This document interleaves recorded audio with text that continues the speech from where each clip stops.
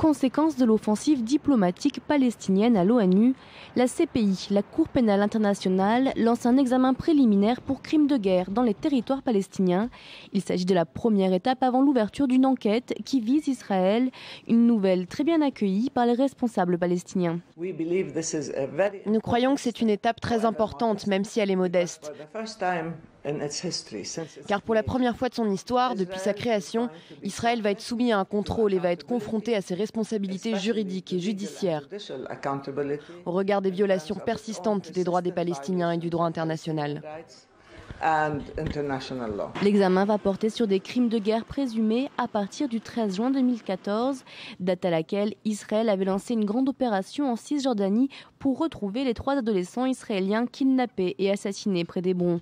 Une opération au cours de laquelle des centaines de Palestiniens avaient été arrêtés et qui a été le déclencheur de 50 jours de guerre dans la bande de Gaza. Israël et les États-Unis se sont montrés opposés à cette enquête et considèrent illégitime la présence des Palestiniens au sein de la CPI.